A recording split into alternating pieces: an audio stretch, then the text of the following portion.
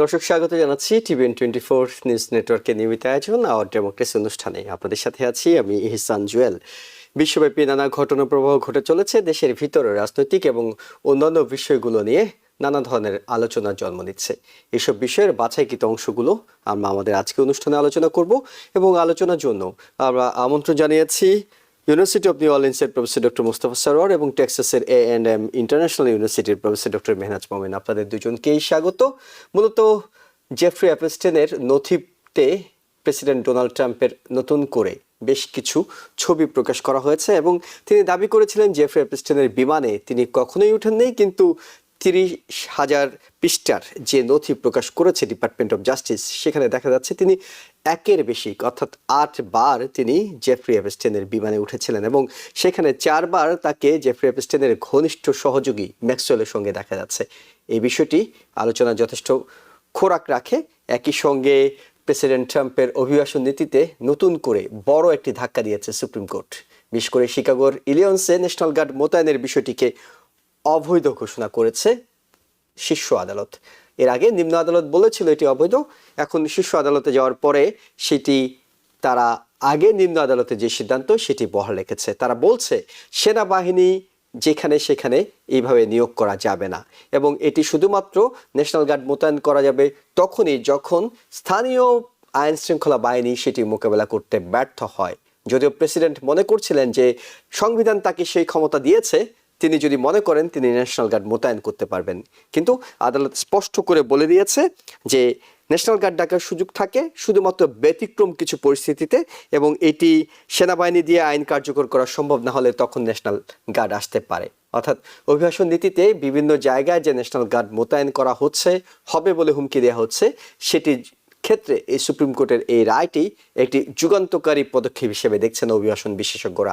একই সঙ্গে আলোচনা করতে পারি বাংলাদেশের বিষয়টি, কারণ বাংলাদেশে ইনকিলাব মঞ্চের মুখপাত্র শরীফ ওসমান হাদির মৃত্যুকে কেন্দ্র করে যে ঘটনা প্রবাহ সেটি ধীরে ধীরে অস্থিরতার দিকে যাচ্ছে এবং সবচেয়ে বড় যে জিনিসটি এখন বাংলাদেশে হচ্ছে সেটি হলো অ্যান্টি ভারত অর্থাৎ অ্যান্টি ইন্ডিয়ান একটি মতবাদ তৈরি হচ্ছে। সেটি নিয়ে বসে নেই ইন্ডিয়াও, তারাও কিন্তু বাংলাদেশের বিভিন্ন বিষয়ে কড়া বার্তা দিচ্ছে। বিশেষ করে বাংলাদেশের নয়াদিল্লির দূতাবাস এবং মুম্বাইয়ের উপ হাই কমিশনের সামনে হিন্দুত্ববাদী বেশ কয়েকটি সংগঠন যেভাবে বিক্ষোভ করছে, বিক্ষোভ কর্মসূচির ডাক দিয়ে যাচ্ছে এবং বাংলাদেশের হাই কমিশনারকে পাল্টা তলব করা হচ্ছে। অর্থাৎ বাংলাদেশ যখনই ইন্ডিয়ার হাই কমিশনারকে ডাকছে বাংলাদেশের পররাষ্ট্র মন্ত্রণালয়, তখনই বাংলাদেশের হাই কমিশনারকেও ডাকা হচ্ছে। অর্থাৎ একেবারে মুখোমুখি একটা অবস্থা কূটনীতিতে ভারত ও বাংলাদেশের। এবং এই অবস্থায় সবচেয়ে বড় যে প্রশ্নটি আসছে সেটি হলো আগামী 12 ফেব্রুয়ারি অনুষ্ঠেয় জাতীয় সংসদ নির্বাচন হবে তো, হবে কি না, না হতে পারে, এই ধরনের সংশয়গুলো একেবারে শীর্ষ রাজনৈতিক নেতাদের কণ্ঠে উঠে আসছে। এই অবস্থায় আগামী 25শে ডিসেম্বর অর্থাৎ একদিনের ব্যবধানে বাংলাদেশে ফিরছেন 17 বছর পর বিএনপির ভারপ্রাপ্ত চেয়ারপারসন তারেক রহমান। তার আগমনকে কেন্দ্র করে বিএনপি ব্যাপক শোডাউনের একটি পরিকল্পনা করছে এবং সেই অনুযায়ী তারা নেতাকর্মীদের পুরো দেশ থেকে ঢাকা শহরে নিয়ে আসছে। কিন্তু মূল বিষয়টি যেটি আলোচনা হতে পারে সেটা হলো তারেক রহমান ফেরার পর তার ব্যক্তিগত এবং দলীয় যে চ্যালেঞ্জগুলো সেটি মোকাবেলার জন্য তিনি কতটা প্রস্তুত আছেন, এইসব বিষয়ে কথা বলবো। প্রফেসর ডক্টর মুস্তাফা সরোয়ার, আপনাকে আরো একবার স্বাগত। যে প্রশ্নটি আপনার কাছে করতে চাই, জেফ্রি অ্যাপস্টেনের নথি প্রকাশ করা হয়েছে, সেই নথিতে আমাদের প্রেসিডেন্টের ছবি দেখা যাচ্ছে। এটি ডিওজের এক ধরনের বক্তব্য আছে, প্রেসিডেন্ট ট্রাম্পের এক ধরনের বক্তব্য আছে, সাধারণ পাবলিকের এক ধরনের বক্তব্য আছে। সবকিছু মিলে এটি আসলে কতটা গুরুত্ব বহন করছে কিংবা ডোনাল্ড ট্রাম্পের রাজনৈতিক ক্যারিয়ার অন্য সামনের দিনগুলোতে এটি কোন রকম প্রতিবন্ধকতা তৈরি করবে কিনা, কোন রকম নেতিবাচক আলোচনা তৈরি করবে কিনা? এটা কোনো নেতিবাচক হবে কিনা সেটা কিন্তু এখনো আমরা দেখব সামনে সেটা সত্যিকার হবে কিনা। তার কারণ যে তার যে মাগা বেস, হ্যাঁ, সে মাগা যে কোর বেসটা এবং ধর্মীয় যে গ্রুপটা আছে এরা কিন্তু ওই বাংলাদেশের জঙ্গিদেরই প্রায় কাছাকাছি। যে ইট ডাজন্ট ম্যাটার যে ডোনাল্ড ট্রাম্পের যাই হোক না কেন সে তো হলো ওই যে second coming of Jesus Christ. কাজে আমার মনে হয় না যে তার বেইজের কোনো তার সমস্যা হবে।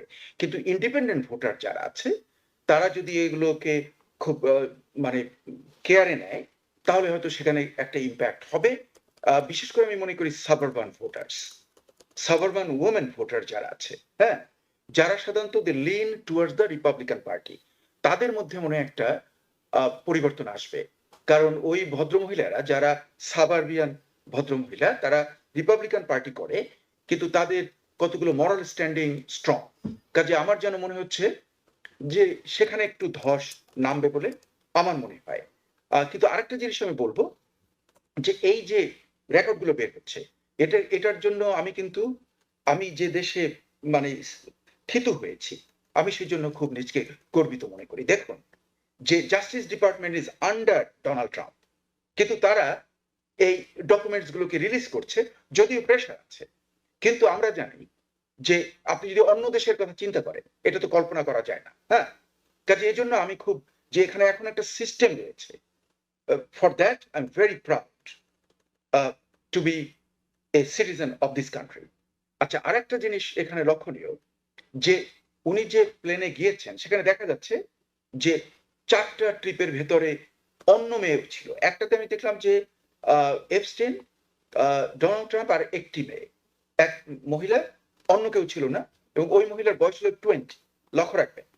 কাজে এটা যুক্তরাষ্ট্রে কিন্তু আপনি কোনো ক্রিমিনাল কেস করতে পারবেন না, কিংবা সিভিল কেস হতে পারে যদি ওই মহিলা যদি কোনো একটা কিছু বলে। Other than that there is no case. কাজেই আইনগত দিক থেকে আমার যা মনে হয় যে মানে Donald Trump seems to be safe from আইনগত পয়েন্ট অফ ভিউতে। কিন্তু যদি জনগণ খেপে যায়, যেমন ধরেন আমি যেটা বললাম যে সাবারবান ভোটার্সরা এবং অন্যান্য জায়গাতে যদি এর একটা ইম্প্যাক্ট তৈরি হয়, তাহলে হয়তো মধ্য নির্বাচনে, এই যে আগামী বছর যে ইসে মধ্যবর্তী নির্বাচন আছে, জি। হ্যাঁ, যে মধ্যবর্তী নির্বাচন হচ্ছে, সেটায় যদি এর ইম্প্যাক্ট পড়ে, তাহলে হয়তো এটা এমনও হতে পারে যে it could come as a, মানে যেটাকে আমরা বলি যে ইমপিচমেন্টের একটা ওয়ান অফ দ্য কম্পোনেন্ট হয়ে আসতে পারে। কিন্তু তা সব নির্ভর করছে যে আগামী এই যে কয়েক মাস সামনে, প্রায় অ্যাপ্রক্সিমেটলি ১০ মাসের মতন, হ্যাঁ, এই ১০ মাসে কি ঘটনা ঘটে এবং অন্যান্য কি ঘটনা রয়েছে, এর যেন মনে হয় যে অনেকগুলো কম্পোনেন্ট রয়েছে। সেই যেমন ইকোনমির অবস্থা কি হবে, মানে এবং অ্যাপেস্টিনের নথি কোনো যদি প্রভাব ইকোনমি ফেলবে খুব খারাপ কিনা, হয়, অন্যান্য বিষয়গুলো হ্যাঁ, তো নিঃসন্দেহে আলোচনা আসতে পারে, অ্যাপেস্টিনের নথি কোনো প্রভাব ফেলবে নাকি এটি আসলে না প্রকাশ ওটা হচ্ছে করাটা কি, সময় দাবি ওটা ছিল এবং সেটি করা হয়েছে, কিছুদিন না পরে এটি ওটাকে নিয়ে আমরা বলি, আলোচনা থেমে যাবে। কম্পাউন্ড ভেরিয়েবলস, মানে একটার উপরে না। হ্যাঁ, ওটা খুব মানে খুব হবে, ম্যাগনিফাই হবে যদি অন্যগুলো বেশি খারাপ হয়ে যায়। মানুষের মন খারাপ হলেই হয় কি, হুম হুম যেটা আগে হচ্ছে ঠিক আছে আমি এটা করবো না, হ্যাঁ, হুম হুম। কিন্তু বলে নো, এগুলো আমার খারাপ, আমি খেতে পারছি না, আমার অসুবিধা হচ্ছে, ও তাহলে আর কি করছে সে। কাজে এটা একটা কমপ্লেক্স মানে ইন্টারাকশনস, এবং সেটার উপরে নির্ভর করবে যে ভবিষ্যতে কি হয়। ওকে, মানে এটা থেকে যাবে, হয়তো ইনস্ট্যান্টলি অনেক বেশি প্রভাব ফেলবে না, কিন্তু এটি আলোচনায় থেকে যাবে, নানা সময় এটির হ্যাঁ, উদাহরণ টানা হবে। ডক্টর মেহনাজ মোমেন, একটু আপনার কাছে শুনি যে অ্যাপেস্টিনের নথি আমরা অনেক দিন ধরে প্রকাশ করার দাবি নিয়ে অনেক কিছু শুনলাম, শেষ পর্যন্ত ভোটাভুটি হলো, ভোটাভুটিতে সেটি প্রকাশ করার কথা হলো, বিভিন্ন সময় তারিখ দেয়া হলো, এটি প্রকাশ করা হবে, দাবি উত্থাপন করা হলো, শেষ পর্যন্ত প্রকাশও করা হলো। এই প্রকাশে কি এমন এলো গেল? আমি ডক্টর মোস্তফা সরওয়ারের সাথে আমি কতগুলো জিনিস যোগ করতে চাই। যেমন জি। মাগার কথা উনি বলছেন, মাগা বেসে কিন্তু অলরেডি একটা বিভাজন শুরু হয়েছে, যেটা এপস্টিন ফাইলকে কেন্দ্র করে অল্প একটু শুরু হয়েছিল, কিন্তু তার থেকে বেশি হয়েছে এখন ইসরায়েল ইস্যু নিয়ে একটা বিভাজন। হ্যাঁ, তো এই সময়ে এই এপস্টিন ফাইল রিলিজ হলে এই বিভাজনটা আরো বেশি হতে পারে। সবচেয়ে বড় কথা হচ্ছে যে উনি যে কথাটা বলছিলেন যে পলিটিক্সে আপনার একটা ইস্যুর উপর হয় না, কিন্তু ধরেন আপনি আগামী 6 মাস পরে ইকোনমির অবস্থা যদি অনেক খারাপ হয়, আমরা শুনছি সুপ্রিম কোর্ট আপনার ট্যারিফ বাতিলের নির্দেশ দিতে পারে, এরকম ধরনের আরো অনেক কিছু হতে পারে, তখন কিন্তু দেখা যাবে এই ইস্যুটা একটা বড় ইস্যু হয়ে যাবে। কিন্তু এই ইস্যুটা এমন ধরনের একটা ইস্যু আমার মনে হয় না হবে যেটাতে একদম ট্রাম্পের পতন ঘটবে। সেটার কারণ হচ্ছে নট বিকজ যে ট্রাম্প এখানে কোনো অন্যায়ের সাথে যুক্ত ছিলেন না তা না, এখানে আপনার সমাজের প্রভাবশালী এবং দুই পার্টিরই অনেক প্রভাবশালী ব্যক্তি এটার সাথে যুক্ত ছিলেন। কাজে এখানে স্টেক হোল্ডার অনেক বেশি, যে যারা চায় এটাকে আপনার এই জিনিসগুলোকে রিলিজ না করতে, সেটার কারণেই তো এত দেরি হয়েছে। এবং তারপরেও আপনার যে সমস্ত ইনফরমেশন সামনে আছে, তাছাড়া অনেক অনেক প্রশ্নবিদ্ধ জায়গা আছে, যেমন এপস্টিনের ধরেন এত টাকার উৎস কোথায়, হ্যাঁ, তার সাথে আপনার ইসরায়েলের কি সম্পর্ক, যেগুলো আমরা অনেক কিছু ধরনের শুনছি, হ্যাঁ। কিন্তু আমার কাছে মনে হয় যে বড় বড় খুব ফান্ডামেন্টাল ইস্যুগুলোকে নিয়ে অত বেশি নাড়াচাড়া করা হবে না, বরং ছোটখাটো কতগুলো জিনিস, ধরেন একজনকে ধরেন আপনার ক্লিনটনের প্রতি হাইলাইট করা হলো না, ল্যারি সামার্স এর প্রতি হলো, এরকম ভাবে অল্প অল্প জায়গায় আপনার দৃষ্টি নিবদ্ধ করে মানে অনেক বেশি মানুষকে ছাড় দেওয়া হবে এবং কিছু কম সংখ্যক মানুষ হয়তো এটার জন্য একটা প্রাইস পে করবে। কিন্তু পলিটিক্সে যেটা আরেকটা জিনিস আমরা অলরেডি দেখছি, যে মধ্যবর্তী নির্বাচনে এখন যদিও এখন দেরি আছে, 10 মাস সময় আছে, তারপরও আমরা দেখছি যে রিপাবলিকানদের মানে অবস্থান এত ভালো হবে না। আমরা কিন্তু অনেক ধরনের জিনিস, যেমন সুপ্রিম কোর্টের অনেক রুলিং, অনেক ধরনের জিনিস কিন্তু আমরা দেখব যে এই যে একটা আবহাওয়া পরিবর্তন হবে, সেটার সাথে আপনার একটা সামঞ্জস্য থাকবে। কাজে ওই অর্থে আপনার এপস্টিন ফাইলটা, মানে এটা তো অনেক দমন করার চেষ্টা হয়েছে, কিন্তু এটা কোনোভাবেই এটা চাপা দেওয়া গেল না। কিন্তু এখন এটা আবার এসে এখন অন্যান্য অবস্থার উপর নির্ভর করে যে এটা কতটা একটা বড় একটা টুল হবে। কিন্তু এখানে আরেকটা জিনিস যেটা খুবই গুরুত্বপূর্ণ, ডেমোক্র্যাটরা এই টুলটা ব্যবহার করতে তারা কিন্তু এত আগ্রহী না, কারণ এটাকে এভাবে করে এক্সপোজ করলে তাদেরও অনেক মানুষ আছে যারা, হ্যাঁ, আমরা ছবি দেখছি, একদম বিল ক্লিনটন থেকে শুরু করে অনেকের ছবি দেখছি আমাদের স্ক্রিনে, হ্যাঁ, দর্শকরা দেখতে হ্যাঁ, পাচ্ছে। আমি একটু এখানে আমরা অল্প কয়েকজন আমরা সেনেটের হাউস মেম্বার যাদেরকে দেখছি যে যারা এটাকে একদমই মানে একদম নীতিগত ভাবে এটা তারা বলছে, কিন্তু তারাও কতক্ষণ পর্যন্ত, যখন মিড টার্ম চলে আসবে নেক্সট সামারের পরে, কিন্তু তারা নিজেদের ইলেকশন এগুলো নিয়ে তারা ব্যস্ত হয়ে পড়বেন। তবে ব্যস্ত হয়ে সবচেয়ে পড়বে। বড় অ্যাচিভমেন্ট সম্ভবত এটি হতে পারে যে এই নথিটি ধামাচাপা দেওয়ার অনেক চেষ্টা করা হয়েছিল, শেষ পর্যন্ত এটি আলোর মুখ দেখেছে। কে দোষী কে দোষী না, কতটা ডেমোক্রেটরা আছে কতটা রিপাবলিকানরা আছে, তার চেয়ে বড় কথা হলো মানুষ অন্তত এই নথিটি দেখার সুযোগ পেল, আলোর মুখ দেখার সুযোগ পেল। ডক্টর বেনাজ মোমেন, আপনার কাছে দ্বিতীয় প্রশ্নটি করি। আপনি বলছিলেন যে এর মধ্যে সুপ্রিম কোর্ট কিংবা কোর্টগুলো, আদালতগুলো নানা ধরনের পদক্ষেপগুলো নেবে, যে পদক্ষেপটি নিল ইলিয়ন্সের ব্যাপারে, অর্থাৎ ন্যাশনাল গার্ড মোতায়েন অবৈধ, এবং ব্যাখ্যা দিয়েছে কেন অবৈধ। এটি তো আসলে অন্যান্য স্টেট কিংবা অন্যান্য জায়গাতেও কার্যকর হবে হয়তো ভবিষ্যতে। এটিকে মনে হচ্ছে প্রেসিডেন্ট ট্রাম্পের অভিবাসন নীতির যে অভিযানগুলো তিনি চালাচ্ছিলেন সেখানে একটি ধাক্কা হিসেবে দেখা হচ্ছে। এটি কি ধাক্কা নাকি এটি আসলে ইলিয়ন্সে তো হয়ে গেছে আসলে? না, হয়ে গেলেও এটা সুপ্রিম কোর্ট যেই বলেছেন বা আপনার নিম্ন আদালতের রায়টাকে বহাল রেখেছেন যে এখানে এক্সিকিউটিভ পাওয়ার ইউজ করতে পারে না। আমাদের আমি তো পলিটিক্যাল সায়েন্সে পড়াই, আমেরিকান ফেডারালিজমের অনেক বড় একটা জিনিস হচ্ছে স্টেট আর ফেডারেল গভর্নমেন্টের পাওয়ার ব্যালেন্স। হ্যাঁ, তো অবশ্যই যখন স্টেট কোনো স্টেটের আপনার অনুমতি ছাড়া বা স্টেট চাইনি এরকম সময় ফেডারেল গভর্নমেন্ট তার মানে তার টুল ব্যবহার করে, সেটা কিন্তু আসলে মানে সেটা করার নিয়ম নাই। আপনার মনে আছে কিনা জানি না, যখন ক্যাটরিনা হলো নিউ অরলিন্সে, তখন কিন্তু লুইজিয়ানার গভর্নর মনে হয় 24 ঘন্টা দেরি করেছিলেন ওই মানে সাহায্য চাইতে।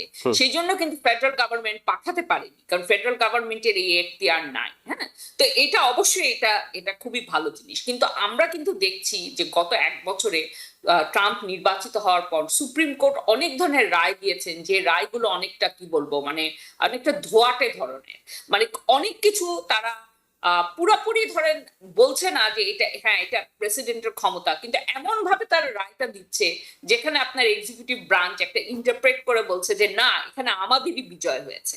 তো সেই অবস্থান থেকে যদি তারা সরে আসে, তারা যদি তাদের যে দায়িত্ব, কংগ্রেস তো তার দায়িত্ব পালন করছেই না, তো এখন যদি সুপ্রিম কোর্ট তার দায়িত্বটা কিছু অংশে করে তাহলে হয়তো একটু আশার আলো আছে। হ্যাঁ, এবং এখানেও কিন্তু এটা সত্যি, যদিও সুপ্রিম কোর্টের একদম আপলিটিক্যাল থাকার কথা, তাদের দেখার কথা কনস্টিটিউশনে কি আছে এবং সেই অনুযায়ী করার কথা, কিন্তু সব জিনিসই আসলে পলিটিক্যাল। এখন যে ট্রাম্পের আপনার পপুলারিটি ধস নামছে, তো আমার কাছে মনে হয় যে এই ধরনের যেমন সুপ্রিম কোর্ট আপনার কি বলে আপনার বার্থ রাইটের এটা শুনতে রাজি হয়েছে, সেখান থেকে কি রায় আসবে এগুলো সবকিছুই কিন্তু সেটা মানে এই পলিটিক্যাল অবস্থা দিয়েও প্রভাবিত হবে। তো আমি এটাকে একটা পজিটিভ জিনিস মনে করি, কারণ এখন এই মুহূর্তে রিপাবলিকান যারা আপনার কংগ্রেসম্যান সেনেটররা আছে যারা মধ্যবর্তী নির্বাচনে তারা তারা চায় না যে এইগুলো একটা ইস্যু হোক, কারণ তাদের নিজেদেরই মানে জেতার সম্ভাবনা অনেক কমে যাচ্ছে। বিশেষ করে এরকম বড় বড় ইস্যু হলে এটা তাদের নির্বাচনে অনেক প্রভাব ফেলবে। সো তারা প্রেসিডেন্টের এই কাজটাকে হয়তো পুরোপুরি আগে যেভাবে একেবারে অকুণ্ঠ সমর্থন দিত সেটা হয়তো এখন দেবেন না, কিছুটা পিস্টান দিয়ে থাকবেন। ডক্টর মোস্তফা সরোয়ার, যেটি জানতে চাই, ইলিয়ন্সের যে রায়টি সুপ্রিম কোর্ট দিল ইলিয়ন্সের ব্যাপারে, এটি কি পরবর্তীতে অন্যান্য স্টেটে যদি আমরা নিউ ইয়র্কের কথা ধরি কিংবা অন্যান্য নিউ জার্সির কথা ধরি, সেই সব জায়গায় ন্যাশনাল গার্ড মোতায়েন করার সময় তাহলে কি সেখানেও কার্যকর হবে যে এটি মোতায়েন করতে পারবেন না, নাকি সেখানে আলাদা করে আদালতে যেতে হবে যে এটি মোতায়েন করা হলে সেটি বৈধ কি অবৈধ সেটি জানার জন্য? না, এটা প্রেসিডেন্স হিসেবে ব্যবহার করবে। হ্যাঁ, যেটা আগে যেহেতু হয়েছে তাদের ভার্ডিক্টটা, সেই কারণে এটাই অন্যত্র অ্যাপ্লিকেবল হয়ে যাবে। সবচেয়ে ইন্টারেস্টিং যে যে দুটো ব্যাপার যেটা মানে এখানে যেমন পজি কমিটাস অ্যাক্ট নামে একটা অ্যাক্ট আছে, তাতে কিন্তু যেটা মানে আমার খুবই শ্রদ্ধেয় মেহনাজ মোমেন যে বললেন, হ্যাঁ আমি তার সঙ্গে একমত, যে জুরিসডিকশনালি স্টেট গভর্নমেন্টের পারমিশন ছাড়া যাওয়া যাবে না, ফেডারেল গভর্নমেন্ট ক্যানট ফোর্স ইট, এই যে জিনিসটা আছে। কিন্তু তারপরে আবার আরেকটা আইন হয়েছিল ইনহেরেন্ট কনস্টিটিউশনাল অথরিটি। সুপ্রিম কোর্টের যে ভার্ডিক্ট আমি দেখলাম যে তিনজন নমিনেশন, যেমন ব্রেট কাভানাক, তারপরে আমাদের এমি ব্যারেট কোয়েন নাম যে মহিলা, এবং যে রবার্টস যে চিফ জাস্টিস, এরা কিন্তু এখানে মানে আর কি ডোনাল্ড ট্রাম্পের এগেনস্টে ভোট দিয়েছে। হ্যাঁ, এবং তারা বলছে যে ওই যে যেটা ইনহেরেন্ট কনস্টিটিউশনাল অথরিটি সেটা তারা প্রমাণ করতে পারেনি, এই কারণে তারা ওই যে নিম্ন কোর্টের যে ভার্ডিক্টটা সেটাকে ওনারা ভোট দিয়েছেন, সমর্থন করেছেন।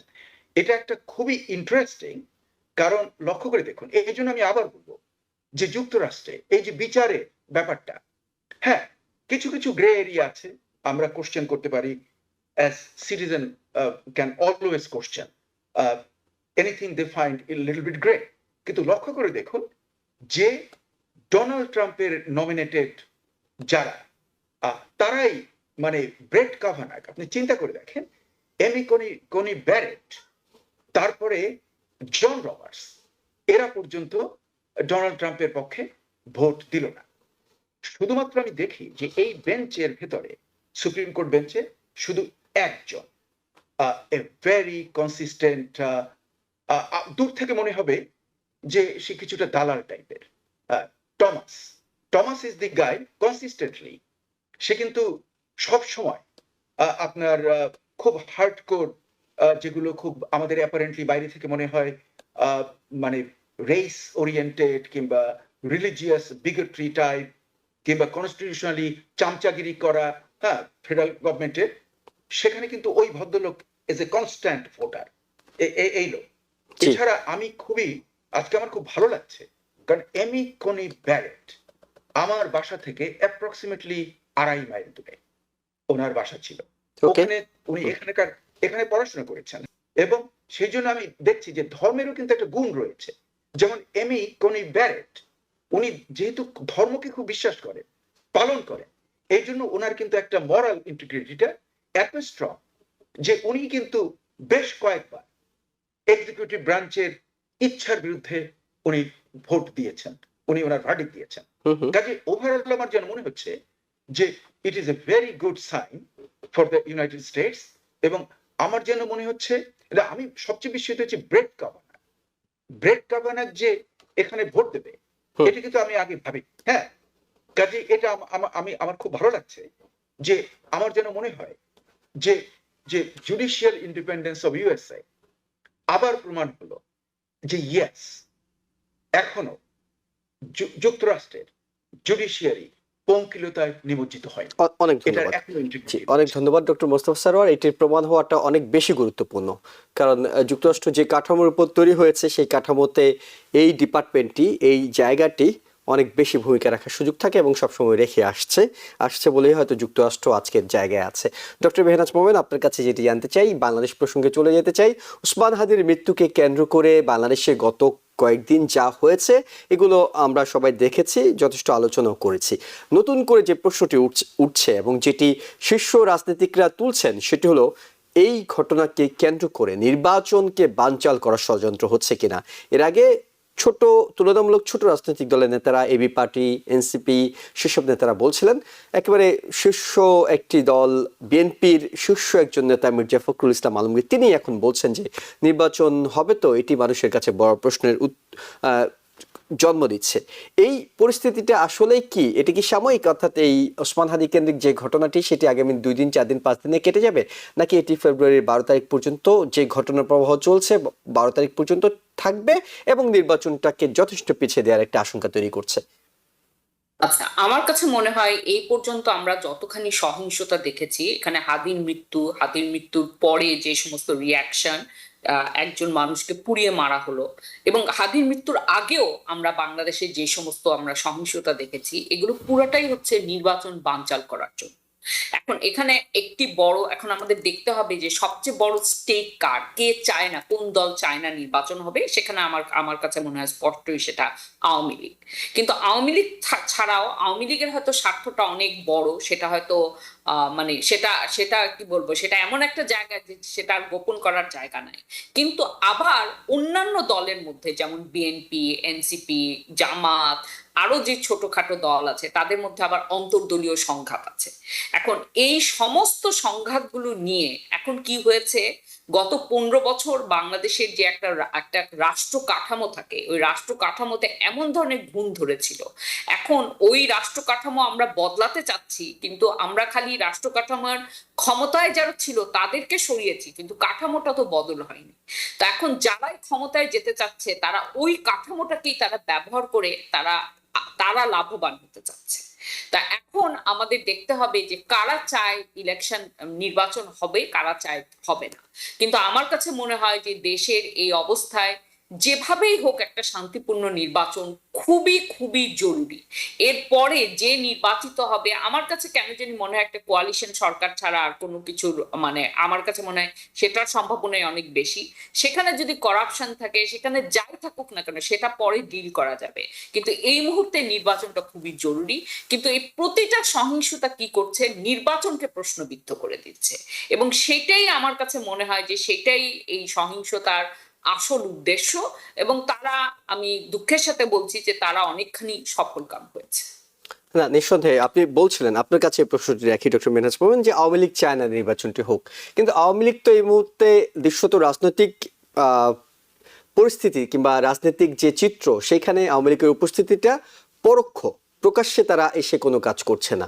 এখন প্রত্যক্ষ যে ভূমিকা রাখার সুযোগ আছে বিএনপি, জামায়াত, এনসিপি, এই ধরনের রাজনৈতিক দলগুলোর মধ্যে। তারা যদি চায় নির্বাচন হবে, সেক্ষেত্রে আওয়ামী লীগ এই ধরনের 2-1টি ঘটনার জন্ম দিয়ে কি নির্বাচন ঠেকাতে পারবে? আবার তারা যদি চায় যে নির্বাচন হবে না, অর্থাৎ বিএনপি, জামাত কিংবা এনসিপির কোনো একটি গোষ্ঠী, তাহলে তো সেখানে আওয়ামী লীগকেও দোষ দিয়ে লাভ হবে না। হ্যাঁ, হ্যাঁ, কিন্তু আওয়ামী লীগ তো এটা একা করছে না। আওয়ামী লীগ তো একটা, আমি বলবো যে সবচেয়ে বড় যে যাদের স্টেক সেটা হচ্ছে আওয়ামী লীগ, কিন্তু এখানে অন্যান্য দলগুলো তাদের যে অন্তর্দ্বন্দ্ব আছে সেটাও তো একটা অনেক বড় ভূমিকা রাখছে। হ্যাঁ, তো এখন মানে কি বলবো, আমাদের রাজনৈতিক যে সংস্কৃতি সেটাই একটা সাংঘাতিক, একটা ভয়াবহ, আপনার একটা ভায়োলেন্ট একটা জায়গায় পৌঁছে গেছে। এখন মানে আমি আমি মানে প্রাণপণে চাই যে যেভাবেই হোক যাতে একটা নির্বাচন হোক, কিন্তু এই মুহূর্তে আমি কি বলবো, 1 সপ্তাহ আগেও এই হাদির এই ঘটনার আগেও আমি যতটা আশাবাদী ছিলাম, এখন আমি তার থেকে কম আশাবাদী। প্রফেসর ডক্টর মোস্তফা সরোয়ার, আপনার কাছে একেবারে স্পেসিফিক জানতে চাই, সেটি হলো মুখে দৃশ্যত আমরা দেখছি বিএনপি, জামাত, এনসিপি বলছে দ্রুত নির্বাচন হওয়া উচিত, আমরা নির্বাচন চাই, নির্বাচনের জন্য প্রস্তুতি চলছে। আপনার কাছে কি মনে হয়, আওয়ামী লীগের কথা বাদ দিয়ে যদি আমরা আলোচনা করি, এই 3টি দলের কোন দল তারাও মনে মনে চাইছে নির্বাচনটা না হোক? আমার যেন মনে হয় যে সমস্ত আমরা দেখছি, এবং ওই যে কার কতটা লাভ হবে, সেটাকে যদি কে বেনিফিশিয়ারি হবে, সেটা যদি আমরা ধরি এবং বিভিন্ন অ্যাকশনস যদি দেখি, তাহলে আমার মনে হচ্ছে যে এনসিপি নামে যে দলটা, ও নির্বাচন চাচ্ছে না। কারণ সে তো আসলে ক্ষমতার এখন ভাগ ভাগ বসিয়েছে। কেন Grand চাইবে joy। না? ডক্টর মোস্তাক স্যার, আমি তারপরে একটু আপনাকে হ্যাঁ, প্রশ্ন করব যে কেন চাইবে না, মানে তারা যদি 12ই ফেব্রুয়ারি 2026-এ নির্বাচন না চেয়ে 12ই ফেব্রুয়ারি 2027-এ নির্বাচন চায়, ধরলাম যে এক বছর তারা পিছিয়ে দিল, তাদের এমন কি হাতিগোড়া লাভ হতে পারে যে তাদের আসন কয়টা বেড়ে যেতে পারে বলে ধারণা যে তারা এখন নির্বাচন না, চাইবে না? না, না, আসনের চেয়েও তো সবচেয়ে বড় জিনিসটা যে উপভোগ করা, হ্যাঁ? ক্ষমতা উপভোগ করা, হ্যাঁ? না, তাদের তো দেখুন যে আপনারা ছাত্র প্রতিনিধি ছিল দুজন পদত্যাগ করে উপদেষ্টা পদ থেকে আ চলে এসেছেন। গেছে। কিন্তু এখন আপনি লক্ষ্য করে দেখবেন যে তাদের নাম্বার কত। কিন্তু সেই নাম্বারের চেয়ে যে বর্তমান সরকার, তারা তাদেরকে কি পরিমাণ সুযোগ সুবিধা দিচ্ছে। হ্যাঁ? ইনফ্যাক্ট এটা তো মানে ডক্টর মোহাম্মদ ইউনূসের দল। কাজেই ওরা তো এটাকে নিজের দল ভাবে, এবং সেজন্য সুযোগ সুবিধা বিভিন্ন জায়গাতে অ্যাপয়েন্টমেন্ট গুলো ওরা দিয়েছে। হ্যাঁ? আপনি লক্ষ্য করে দেখুন দিয়েছিল বিশ্ববিদ্যালয়গুলো ডক্টর মোস্তফা স্যার, না, দিয়েছিল, আপনি এখন আপনি কিন্তু লক্ষ্য ওদের করুন। কথা আর হচ্ছে না। না, না, না। কিন্তু আপনি লক্ষ্য করুন যে অলরেডি তারা যে দিয়েছে, হুম, বিভিন্ন জেলার ডিসি, তারপরে এসপি এবং অন্যান্য বিভিন্ন উপজেলার যে জি, ঊর্ধ্বতন হুম, অফিসার, তারপরে বিশ্ববিদ্যালয়ের ভাইস চ্যান্সেলর। হ্যাঁ, এগুলো তো ওদের এবং জামাতের নমিনেশন হুম, হুম, হুম, মেক্সিমাম। তারপরে হলো বিএনপি। রাইট। কাজেই ওরা যতদিন এটাকে দীর্ঘায়িত করতে পারে, হ্যাঁ, ততই তাদের লাভ। এটাই আমার যেন মনে হচ্ছে যে এটা ওদের লাভ। যতই এটাকে দীর্ঘায়িত করতে পারে, যেকোনো এক্সকিউজে এবং যদি আমার কাছে নির্বাচনটা আমার যেটা মনে তাদের হয় সেটা একটু ফেব্রুয়ারিতেই আপনাকে শেয়ার করি। সেটা হলো, আমার কাছে মনে হয় 2027-এর 12ই ফেব্রুয়ারি নির্বাচন না হয়ে 2026-এর 12ই ফেব্রুয়ারি নির্বাচন না হয়ে যদি 2025-এর 12ই ফেব্রুয়ারি নির্বাচন হতো, তাহলে হয়তো এনসিপি আরো অনেক বেশি আসন পেত, অনেক বেশি জনপ্রিয়তার সঙ্গে তারা ক্ষমতার ভাগাভাগিতে অংশ নিতে পারত। কিন্তু যতই দিন যাচ্ছে এনসিপির জনপ্রিয়তা ততই কমছে, তাদের অবস্থান ততই পরিষ্কার হচ্ছে, তাদের কাজগুলো ততই বিতর্ক তৈরি করছে। তাই আমার কাছে খুব একটা মনে হয় না যে এই ব্যাখ্যাটা খুব সহজ যে এনসিপি না, না, না, এই নির্বাচনকে ব্যাখ্যাটা পিছিয়ে দিতে চায়। মেইন যে পয়েন্টটা আমি ক্লিয়ার করতে পারিনি, সেজন্য আমি দুঃখিত। হ্যাঁ, আমার ভাষা হয়তো তো ভালো নয়। না, না, না, কিন্তু আমি বলব নিঃসন্দেহে যে আপনি বলুন। লোভ, লোভ, লোভের চেয়ে মানে ইমিডিয়েট লোভ যে, হ্যাঁ? যে গ্রিড, যে আমি এখানে প্রোটোকল পাচ্ছি, আমি অতি দরিদ্র ছিলাম, আমি এখন একটা দামি গাড়িতে ঘুরছি, আমার প্রোটোকল, আমার সবাই আমাকে হুজুর, হুজুর বলছে, আমাকে তদবির করছে। এই যে একটা বিরাট যে ক্ষমতা এবং সম্পদের যে লোভ, হ্যাঁ? সেটা সামলানো কিন্তু খুব কঠিন। বাংলাদেশে আপনি লক্ষ্য করে দেখুন, ওটা কিন্তু আমাদের একদম ওটা মানুষেরই একটা মানে অন্যতম একটা চাহিদা এবং hmm, hmm. Part of our humanity. কিন্তু ওটা বেশি করে পেয়ে বসে যেখানে পাইটা খুব ছোট। বাংলাদেশের পাই এত ছোট আর এত ইন্টারেস্টেড পার্টি ওই পাইটা খাওয়ার জন্য। এজন্য ওখানে লোভটাকে সম্বরণ করা একটা কঠিন ব্যাপার। তাই ওরা এইভাবে ওকে, করছে। এটা ওদের জন্য না। আমরা ছোট্ট একটা বিরতিতে যাই, বিরতি থেকে ফিরে আবার এই বিষয়ে আলোচনা করব। দর্শক আমাদের সঙ্গে থাকুন। আবারও স্বাগত ডেমোক্রেসি অনুষ্ঠানে, আপনাদের সাথে আছি আমি ইহসান জুয়েল এবং আমাদের সাথে আছেন ইউনিভার্সিটি অফ নিউ অরলিন্সের প্রফেসর ডক্টর মোস্তফা সরোয়ার ও টেক্সাসের A&M ইন্টারন্যাশনাল ইউনিভার্সিটির প্রফেসর ডক্টর মেহনাজ মোমেন। আপনাদের দুজনকে আবারও স্বাগত। ডক্টর মেহনাজ মোমেন, আপনার কাছে যেটি জানতে চাই, আমরা ডক্টর মোস্তফা সরোয়ার স্যারের কাছ থেকে শুনছিলাম যে কারা নির্বাচন একটু দেরিতে চায়, একেবারেই চায় না, এ ধরনের পরিস্থিতিগুলো কাদের কাছে প্রত্যাশা। কিন্তু সাথে আরেকটা বড় শক্তি আছে, ভারত। যদি আওয়ামী লীগ চায় নির্বাচন না হোক, ভারতও চাইবে নির্বাচন না হোক। এবং বাংলাদেশে নানা গুটি কিভাবে চালতে হয় ভারত এর আগে 17 বছর ধরে চলেছে। এখন তারা ভয়ঙ্কর একটা সংকটের মধ্যে দিয়ে আছে, তাদের সাজানো সংসার তছনছ হয়ে গেছে। হঠাৎ করে অপ্রত্যাশিতভাবে তারা হয়তো 5ই আগস্ট সকালবেলাও ভাবেনি এরকম কিছু হতে পারে। সেই জায়গায় তাদের এত এত ইনভেস্টমেন্ট, এত এত পরিকল্পনা, সবকিছু ভেস্তে যাওয়ার পর তারা তো এখন বাংলাদেশকে সুস্থির হোক, স্থিরভাবে এগিয়ে চলুক সেটা চাইবে না। না চাওয়ার কারণে যেই জায়গাটা তারা চায় না একটা সুষ্ঠু রাজনৈতিক প্রক্রিয়ার মধ্যে দিয়ে বাংলাদেশ হাঁটুক। এবং এখন যে পরিস্থিতি তৈরি হয়েছে সেটি হলো দুই দেশের কূটনীতিতে, অর্থাৎ গত 1.5 বছর অনেকটা রয়েস হয়েছিল, একেবারে ভদ্রভাবে কূটনীতিতে যা যা বলা যায় না বলে পারা যায় ততটুকু বলতো। কিন্তু এখন তো বাংলাদেশের ছাত্ররা যাচ্ছে ভারতীয় হাইকমিশনের সামনে র্যালি করতে, ঘেরাও করতে। আবার মুম্বাইয়ে, নয়াদিল্লিতে আমরা দেখছি হিন্দুত্ববাদী সংগঠনগুলো তারা ঝাঁপিয়ে পড়ার চেষ্টা করছে বাংলাদেশ হাইকমিশনের। পারস্পরিক হাইকমিশনারদেরকে তলব চলছে। এই পরিস্থিতিতে বাংলাদেশ এবং ভারতের রাজনীতি আগামী দিনে দুই দেশের কূটনীতি আগামী দিনে কোথায় আসলে গিয়ে দাঁড়াচ্ছে? একেবারে কি মুখোমুখি দাঁড়াচ্ছে? বাংলাদেশে আগামী নির্বাচনের মূল আলোচিত ইস্যু হয়ে দাঁড়াবে কিনা যে এন্টি ইন্ডিয়া ইস্যু? আচ্ছা, ভারতীয় যে আগ্রাসন সেটা কিন্তু শুধু আওয়ামী লীগকে দায়ী করলে চলবে না। আপনার এটার সাথে কিন্তু আরো অনেক মানুষ যারা ধরেন ব্যুরোক্রেসি, মিলিটারি, এরা সবাই জড়িত ছিল এবং তারা কিন্তু অনেকেই বহাল তবিয়তে আছে। কাজে এইখানে শুধুমাত্র আপনার মানে আমরা যখনই কোনো জিনিস অ্যানালাইজ করব শুধু এক্সটার্নাল জায়গাতে ব্লেম করলে চলবে না। এটার আসল অসুবিধা কিন্তু আমাদের দেশের ভিতরে। সেই জন্যই এটাকে মোকাবেলা করা এত কঠিন। আচ্ছা, আর আপনি যেটা বলছেন যেটা মুখোমুখি একটা সংঘর্ষের মতো হয়েছে, দেখেন ভারতের সাথে বাংলাদেশের একটা অনেক বড় একটা পাওয়ার ডাইনামিক্সে পার্থক্য আছে। কাজে বাংলাদেশ কখনোই ভারত যেভাবে করে আপনার বাংলাদেশের উপর মানে যেরকম চোটপাট করতে পারে সেটা বাংলাদেশ কখনোই পারবে না। হ্যাঁ, পাওয়ার ডাইনামিক্সের একটুখানি হয়তো বদল হয়েছে, কিন্তু সেটাও অত বড় কিছু না। তার থেকেও আরো একটা বড় কথা, ভারতেরও যেমন আমাদেরকে দরকার, আমাদেরও কিন্তু দরকার। আমাদেরও কিন্তু অন্য কোনো দেশের সাথে, শুধু ভারত নয়, ভারত, চায়না, আমেরিকা, কোনো দেশের সাথে খারাপ সম্পর্ক রেখে আমাদের মতো একটা ছোট দেশ এবং আমাদের মতো আমাদের দেশের যে দেশের ইকোনমি একটুখানি আপনার স্থিতিশীল হয়েছে বা হয়েছিল, হ্যাঁ, তাদের কিন্তু কোনো উত্তরণের আর কোনো পথ নাই।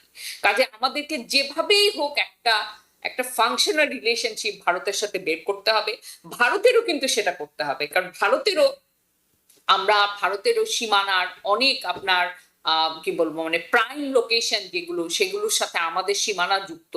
আমাদের সাথে একটা সংঘর্ষমূলক সম্পর্ক স্থাপন করে ভারতেরও কোনো মানে ভারতের তখন তাদের সামরিক ব্যাপারে এমন ভাবে আপনার ইনভেস্ট করতে হবে যেটা তারা অ্যাফোর্ড করতে পারে না, বা তাদের ইকোনমিতে তো বাংলাদেশ যখন সরে আসছে তাদের ইকোনমিতেও প্রভাব পড়েছে।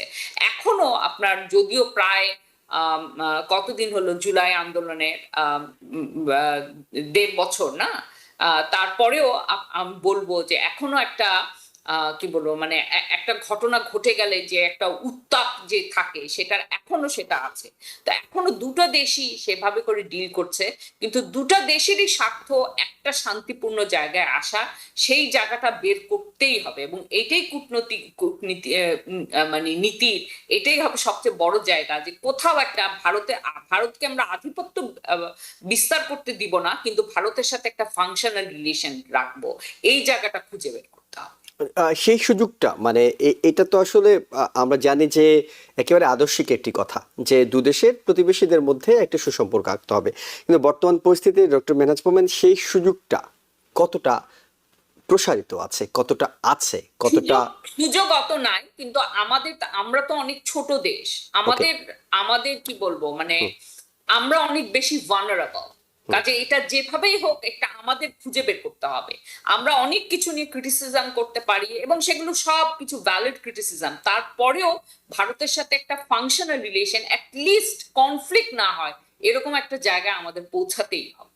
ওকে, ডক্টর মোস্তফা স্যার, আপনার কাছে যেটি জানতে চাই সেটি হলো ভারতের সঙ্গে আগামীতে যে দলে নির্বাচিত হয়ে আসবে তারা একটি রাজনৈতিক সম্পর্ক, কূটনৈতিক সম্পর্ক রাখতে হবে শুধুমাত্র ভারত নয়, অন্যান্য দেশগুলোর সাথে রাখতে হবে, চায়নার সঙ্গে রাখতে হবে, আমেরিকার সঙ্গে রাখতে হবে, কিন্তু ভারত যেহেতু প্রতিবেশী এবং বাংলাদেশের ব্যাপারে অনেক বেশি নাক গলায়, তাদের বিষয়ে রাখতেই হবে। কিন্তু আনন্দবাজার পত্রিকার একটি রিপোর্ট আপনার চোখে পড়েছে কিনা, তারা বলছে যে বিএনপির সঙ্গে তারেক রহমানের সঙ্গে একটা দফা ভারতের হয়ে গিয়েছে যে তুমি আসলে আমারটা দেখো, আমিও তোমারটা দেখবো নি, ক্ষমতা যাওয়ার জন্য এ ধরনের একটা বিষয় হয়ে গেছে ভারতের সঙ্গে। এটি আনন্দবাজার পত্রিকার ভাষ্য এবং বিএনপি এখন পর্যন্ত এটির কোনো প্রতিবাদ পাঠায়নি, আমরা দেখিনি, চোখে পড়েনি।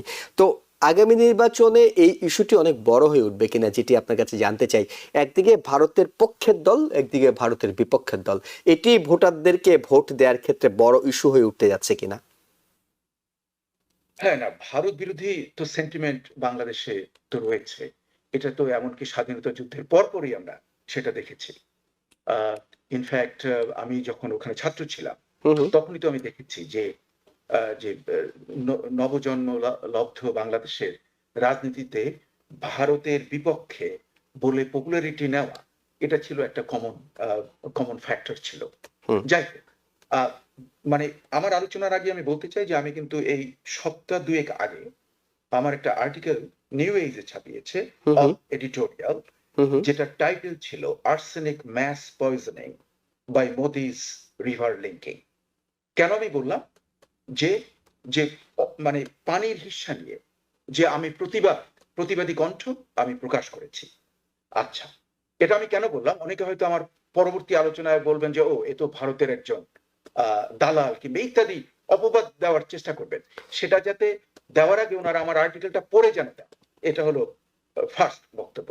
জি আমি বলবো যে ভারতের সঙ্গে বর্তমান গভর্নমেন্টের যদি আপনি রিলেশনশিপ দেখেন, আমি কতগুলো ফান্ডামেন্টাল জিনিস বলবো।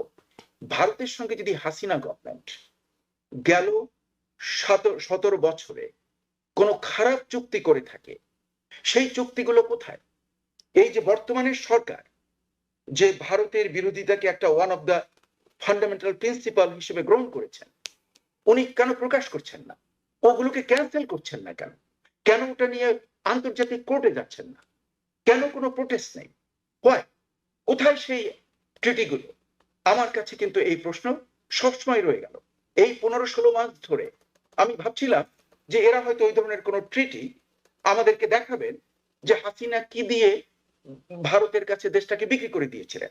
আমি কিন্তু হাসিনার পক্ষের লোক নই, আমি তাকে সবচেয়ে কঠোর ভাষায় সমালোচনা করেছি আগে এখন। কিন্তু আমার বক্তব্য হলো যে হোয়ার আর দোজ ট্রিটিস? আর একটা জিনিস, যে আমাদের সঙ্গে এতই যদি ঝগড়া হয়, হ্যাঁ, তাহলে কেন যে লেটেস্ট যেটা আমার ফিগারটা আমি ভুলে গিয়েছি, অনেক আগে পড়া ছিল, যে মানে ইম্পোর্ট বাংলাদেশ যে ভারত থেকে ইম্পোর্ট করে সেটার পরিমাণ বেড়ে গেছে। তাহলে কোথায় গোলমালটা? আমি জানি না। আমার যেন মনে হয় বর্তমানের যে পরিস্থিতি দেখছি তাতে এটাকে একটা রাজনৈতিক রেটরিক হিসেবে ইউজ করে কিভাবে মানুষের ইমোশনসকে ম্যাগনিফাই করে ভোটের দিকে যাওয়া, ভোটে জেতা যায়, জি সেটা করছে রাজনৈতিক নেতৃত্ব এবং বিভিন্ন দল। আর কতগুলো দল আছে যারা ইনহেরেন্টলি ভারত বিরোধী, সেটা অবশ্য আলাদা ব্যাপার। কিন্তু আমরা যেটা দেখছি যে বর্তমানে এই যে ভারত যে অ্যাকশনস নিল, সেগুলোতে আমি ওকে রিয়াকশনস। কারণ আমরা আগে তাদের এমবেসি আক্রমণ করতে গিয়েছি বাংলাদেশে, আমরা তাদের ডেপুটি হাই কমিশনারের বাসা আমরা আক্রমণ করেছি। সেখানে একজন সিরিয়াসলি উন্ডের, আমার মনে হয় মারাও গিয়েছে একজন কিংবা উন্ডে। আবার তাদের যে যে ইগুলো যেখানে ভিসা দেয়, মানে ভালো করে যেখানে আমাদের লোকরা যায় সব সময়, সেগুলো যেমন ধরেন খুলনা, তারপরে রাজশাহী এবং চট্টগ্রাম, এখানকার যে ডেপুটি হাই কমিশন গুলোকে কারা আক্রমণ করেছে, কত তারিখে করেছে, হুম হুম তারপরে না করলো ভারত। আমি আপনাকে বলি যে এই রেটোরিক্স যেগুলো অযথা কারোর সঙ্গে একটা ঝগড়া বিবাদ বাধা এবং তারপরে রাজনৈতিক ফায়দা না, এটা একটা জঘন্যতম ব্যাপার। এবং এবং আপনি এটা আমরা একটা বিষয়টিতে লক্ষ্য- অনেকটা না, না, একমতই হচ্ছেন যে নির্বাচনের ঠিক no, no, no, আগে আগে এই আমার কথা বিষয়টাকে শেষ- কাজে লাগানোর চেষ্টা। no, আপনি আমার সেন্টেন্সটা শেষ করতে দেন। জি আমার যেন মনে হচ্ছে যে দুটো দেশে ভারতের হিন্দুত্ববাদীরা ওদিকে করছে হুম হুম আর আমাদেরকে এখানে করছে তৌহিদি জঙ্গিরা। হ্যাঁ, দে কমপ্লিমেন্ট ইচ আদার, তাদের সিম্বায়োটিক রিলেশনশিপ। না না তৌহিদি তারা জঙ্গি একটার বলছেন জন্য কেন আরেকটা আপনি? পেতে মানে থাকে। যখন যারা করেছে তারা তো কেউ হ্যাঁ। তৌহিদি জঙ্গির কোনো স্লোগান কিংবা এরকম কোনো পরিচয় পাওয়া যায়নি, মানে ও না, বাংলাদেশে না, যারা না, করেছে তাৎক্ষণিক। আপনি ভালো করে ওদের স্লোগানটা আবার একটু আপনি ভিডিও বাজিয়ে শোনেন, আপনি দেখবেন যে ওদের বক্তব্যটা কি। ওরা যারা করছে এটা হলো সিম্বায়োটিক রিলেশনশিপ। এখানে ওরা করছে, ওখানে হিন্দুত্ববাদীরা করছে, এখানে জঙ্গিরা বাড়াচ্ছে, হিন্দুত্ববাদীরা এই দুই পক্ষ, দুইটা দেশে এই দুই পক্ষ ফিড অন ইচ আদার। ওরা ঝগড়া করে কিন্তু ওই ঝগড়ার মাধ্যমে ওরা হয় বেনিফিশিয়ারি। আমরা দেখব যে এই সমস্তের বেনিফিশিয়ারি কারা।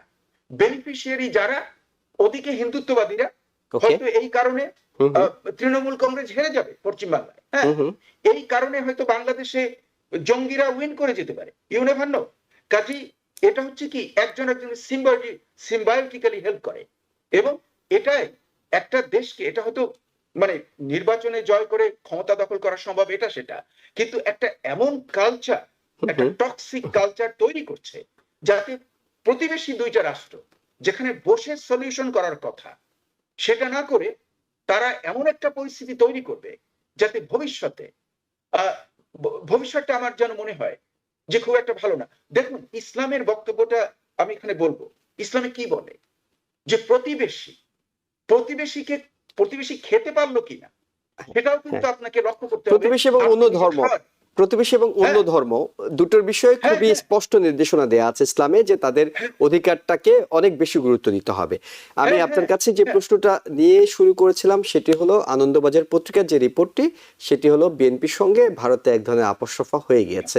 তা সেটা কি ভালো হলো নাকি মানে সেটাই না জানতে চাচ্ছিলাম। সেটা হচ্ছে কি, এটা আনন্দবাজারের যে নিউজটা, হ্যাঁ হ্যাঁ, আমি বলবো না যে আনন্দবাজার একটা ধোয়া তুলসী পাতা। হ্যাঁ, না একদম না। আনন্দবাজারকে কিন্তু আই লেড ইন মহসিন হল two boycott Anandabazar. Okay, In- যখন আমি বাংলাদেশে ছিলাম, যখন কেন কেন আমাদের ওই সময় কি প্রেসিডেন্ট করেছিল ছিল আনন্দবাজার যে রাজ্যপাল। আপনি বয়কট করতে হ্যাঁ, গিয়েছিলেন? হ্যাঁ, আমি বয়কট মানে আন্দোলনটাকে কেন ওখানে লিড করেছিলেন সেটাও একটু করেছিলাম। জানতে চাচ্ছিলাম, কি হয়েছিল? যে তারা বলছিল রাজ্যপাল আর ইসের ওই মানে আমাদের প্রেসিডেন্টকে বলে রাজ্যপাল ও আর প্রাইম মিনিস্টারকে বলে মুখ্যমন্ত্রী। এই কারণে আমরা কিন্তু তখন মহসিন আলীটাকে বয়কট করেছিলাম এবং আমি ছিলাম এর মানে মানে বেশ সামনে আগানো একজন। The point which I am trying to make, যেটা ধোয়া তুলসী পাতা না, হুম হুম, কাজে এখানে যেটা আছে সেটা হয়তো একটা উদ্দেশ্যমূলক হতে পারে। হ্যাঁ, যাতে তারেক রহমানের যে দেশে যে তার ভীষণ পপুলারিটি সেটাকে প্রশ্নবিদ্ধ করার জন্য সেটা হয়তো সে করতে পারে। অর্থাৎ এটা আগে হয়তো থেকেই তারা অন্য একটা কোনো, নেগেটিভ প্রচারণা চালানো শুরু করে দিল আর কি। হ্যাঁ, অন্য কোনো দলে, হুম, কোনো দল যাদেরকে হয়তো উৎখাত করা হয়েছে তাদের স্বার্থটাকে দেখার জন্যই, হ্যাঁ, তারা হয়তো এটা করতে পারে। কিন্তু আমার যা মনে হয় যে তারেক জিয়া, আমি যত স্টেটমেন্ট আগে পড়েছি এই মিউচুয়াল রিলেশনশিপের ব্যাপারে, আমি দেখছি যে তার দুটো কম্পোনেন্ট ওখানে সব সময়।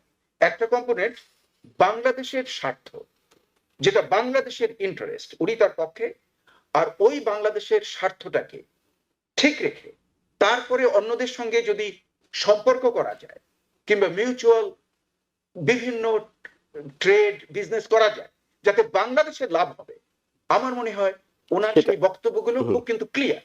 আমি কিন্তু বারবার এই গত 1.5 বছর ধরে ওনার যে যে স্টেটমেন্ট গুলোকে আমি অ্যানালিসিস করে আমি দেখেছি ওই দুটোই তার মেইন কম্পোনেন্ট, ওকে। বাংলাদেশের স্বার্থ এবং সেই স্বার্থকে রক্ষা করতে গিয়ে কারো সঙ্গে যদি আমার বন্ধুত্ব করতে হয় কিংবা একটু বিরাগভাজন হতে হয়, উনি ওটারই পক্ষপাতী। এবং এটা তো যে কোনো রাষ্ট্রনেতাই যারাই পরবর্তীতে নির্বাচিত হ্যাঁ, হয়ে আসবেন তাদেরই পলিসি হতে হবে যে নিজ দেশের স্বার্থ অক্ষুণ্ণ রেখে যে কোনো দেশের সঙ্গে বন্ধুত্বের সম্পর্ক প্রসারিত করা, এটি হতে পারে। ডক্টর মেনাজ মোমেন, শেষের দিকে আছি, সেটা হলো 25 তারিখেই তো তারেক রহমান আসছেন, 17 বছর পরে তিনি তার নিজের দেশে ফিরছেন। আসছেন মানে নিজের দেশে ফিরছেন, একেবারে মাকে দেখতে যাবেন শুরুতে, তারপর সংবর্ধনা নেবেন, এরপরে রাজনৈতিক কর্মকাণ্ডগুলো চালাবেন, নির্বাচনে বিএনপি নেতৃত্ব দেবেন। তারেকের এই আশাটা বিএনপির জন্য কতটা ইতিবাচক হলো, দেশের জন্য কতটা ইতিবাচক হলো, তারেকের জন্য কতটা চ্যালেঞ্জিং হলো? তারেক রহমানের আশাটা বিএনপির জন্য খুবই গুরুত্বপূর্ণ, কারণ সবাই তো অনেক দিন ধরে অপেক্ষা করছে, তারা আশা করছিল জুলাই আন্দোলনের পরেই উনি আসবেন। তো বিএনপির একটা নেতৃত্বের অভাব আছে। আচ্ছা, আরেকটা কথা বলতে চাই, যখন আওয়ামী লীগ এভাবে করে 15 বছর ক্ষমতায় থাকার আগে যখন বিএনপি ক্ষমতায় ছিল, তখন কিন্তু তারেক রহমানেরও আপনার অনেক বিরুদ্ধে অনেক ধরনের অভিযোগ ছিল। রাইট। কাজে তারেক রহমানকে এখন এমন ভাবে, যদিও আমি রিসেন্টলি উনার যতগুলো কথা শুনেছি এগুলো আগের থেকে অনেক অনেক বেশি ম্যাচিওর, তারপরও উনার মনে রাখতে হবে যে এই সমস্ত অভিযোগগুলো ছিল, উনাকে ওটাকে কিভাবে উত্তরণ করতে মানে হবে সেটা মানে তাকে উনাকে পরীক্ষায় ভাবতে পাশ হবে। করতে হবে, এতদিন তিনি পড়া মুখস্থ করেছেন, কিন্তু পরীক্ষার হলে গিয়ে না, ওনাকে তার পাশ খুব করে আসতে খারাপ হবে। রেজাল্টও আছে, জি, তার বিরুদ্ধে অনেক খারাপ করাপশনেরও ছিল। হ্যাঁ, তো হুম, তাকে এমন একটা জায়গায় যেতে হবে যখন মানুষ তাকে মানে ওই আস্থাটা তার উপর থাকে যে এখন যদি তাকে ভোট দেওয়া হয়, আগের অবস্থার আগে ক্ষমতা পেয়ে যেগুলো করেছিলেন উনি সেই জায়গায় যাবেন না। হ্যাঁ, তো এই জিনিসগুলো করতে হবে। প্লাস সবচেয়ে বড় কথা, এগুলো তো পরের কথা, এগুলো তো আমরা কিভাবে ভোট দিব তার উপরে।